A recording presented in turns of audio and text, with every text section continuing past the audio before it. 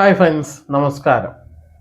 Shafi Parambil, Rahul Mamkootathil, P K Firoz ഇവർ മൂന്നുപേരും സഞ്ചരിച്ച വാഹനം പോലീസ് തടയുകയും, പോലീസല്ല ഇലക്ഷൻ സ്പെഷ്യൽ സ്ക്വാഡ് തടയുകയും, അതിൽ അനധികൃതമായിട്ട് അതിൽ പൈസ കടത്തുന്നുണ്ടോ അല്ലെങ്കിൽ വോട്ടർമാരെ സ്വാധീനിക്കുന്ന രീതിയിൽ എന്തെങ്കിലും ഉണ്ടോ എന്നുള്ള പരിശോധനയാണ്. അത് എല്ലാ ഇലക്ഷനും, ഇപ്പോൾ വാർഡ് തെരഞ്ഞെടുപ്പാണെങ്കിലും ഉപതെരഞ്ഞെടുപ്പുകളാണെങ്കിലും പാർലമെന്റ് വരെയുള്ളതാണെങ്കിലും എല്ലായിടത്തും ഇത്തരം പരിശോധനകൾ കാണും. പ്രധാനമായിട്ടും ഇത്തരം രീതിയിൽ സംശയിക്കപ്പെടുന്നവരുടെ ലിസ്റ്റ് ഇവരുടെ കാണും.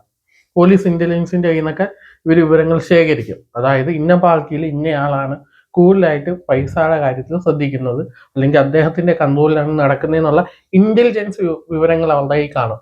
അതനുസരിച്ചായിരിക്കും അവർ പരിശോധനകൾ നടത്തുക. മെയിൻലി കോൺഗ്രസിൽ ഏറ്റവും കൂടുതൽ പൈസ കൈകാര്യം ചെയ്യുന്ന ആള് ഷാഫി പറമ്പിലാണെന്നുള്ളൊരു എന്തെങ്കിലും ഒരു വിവരം ഇത്തരം വകുപ്പുകൾക്ക് കിട്ടിക്കൊണ്ട് കാണും. എല്ലാവർക്കും അറിയാം വോട്ടർമാരെ സ്വാധീനിക്കാൻ പൈസ ഇറക്കും.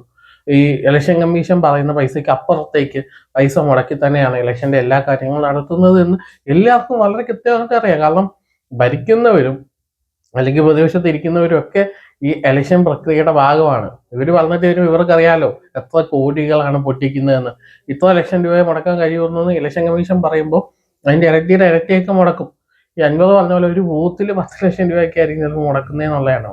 ഈ പഞ്ചായത്ത് ഇലക്ഷൻ ഒരു ബൂത്തിൽ 5 ലക്ഷം മുടക്കുന്ന പല ആളുകളെയും നമ്മൾ കേട്ടിട്ടുണ്ട്. അപ്പോൾ ആ ഒരു അർത്ഥത്തില് കോൺഗ്രസ്സുകാർ പൈസ മുടത്ത് വോട്ട് പിടിക്കുന്നു എന്നുള്ള വിവരത്തിന്റെ ഭാഗമായിട്ട് തന്നെ ആയിരിക്കാം ഷാഫി ഉൾപ്പെടെയുള്ള നേതാക്കന്മാരുടെ വാഹനങ്ങൾ തടയുക.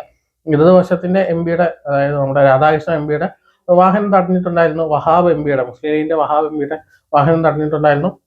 ഈ ഷാഫി പറമ്പിലിന്റെ ഒക്കെ ഏതെങ്കിലും ഒരു പോലീസുകാരുടെ ഒരു ആക്ഷൻ ഉണ്ടാവുമ്പോൾ അവരുടെ കൂടെയുള്ള PR ടീം ഇത് വീഡിയോ ഷൂട്ട് ചെയ്യും. വീഡിയോ ഷൂട്ട് ചെയ്തിട്ട് ഇവരുടെ മാധ്യമ സുഹൃത്തുക്കൾക്ക് അയച്ചു കൊടുക്കും.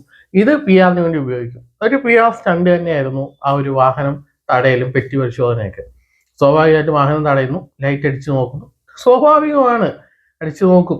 MP എന്ന് വെച്ചാൽ ഈ രാജ്യത്തിന്റെ രാജാവൊന്നും അല്ലല്ലോ, ഒരു ജനപ്രതിനിധി മാത്രമാണ്. അദ്ദേഹത്തിന് പ്രിവിലേജുകൾ ഉണ്ടാവും, MP ഉണ്ടാവും. പോലീസുകാരൻ വന്ന് ലൈറ്റ് അടിച്ചു നോക്കി, വന്ന് പെട്ടി ഉറക്കാൻ പറഞ്ഞു.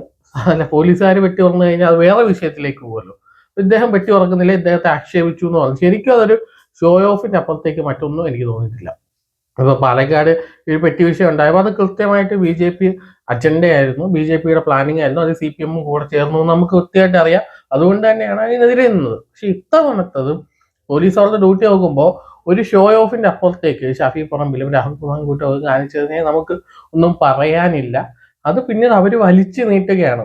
നിലമ്പൂർ എന്തൊക്കെ രാഷ്ട്രീയം പറയാം, വികസനങ്ങൾ സംസാരിക്കാം, അവിടെ പറയേണ്ട എന്തെല്ലാം രാഷ്ട്രീയങ്ങളുണ്ട്. ഇതിന്റെ അപ്പുറത്തേക്ക് പെട്ടിയുടെ വിഷയം കൊണ്ടുവന്ന് പോലീസ് പരിശോധന എന്തോ വലിയ ക്രിമിനൽ കുറ്റം പോലെയൊക്കെ പറയുന്നത് വെറും എന്താ പറയുക, ഷോ ഓഫിന്റെ അപ്പുറത്തേക്ക് മറ്റൊന്നും നമുക്ക് അതിനെക്കുറിച്ച് പറയാൻ സാധിക്കുന്നില്ല എന്നുള്ളതാണ് വസ്തുത. അപ്പോൾ ഷാഫിയും രാഹുലും ഒക്കെ തന്റെ PR ടീമിലേക്ക് കുറച്ചുകൂടി ഊർജ്ജം ചെയ്തിട്ട് ഈ സാധനമൊക്കെ പ്രൊജക്ട് ചെയ്ത് കാണിക്കുകയാണ്, ലൈമിലേക്ക് നിൽക്കാൻ വേണ്ടി. അത് എന്താ പറയുക, വെറും പ്രഹസനത്തിന്റെ അപ്പുറത്തേക്ക് ജനങ്ങൾ തള്ളിക്കളയും. നിങ്ങൾ തന്നെ നിങ്ങളുടെ വില കളഞ്ഞു വിളിക്കുകയാണ്.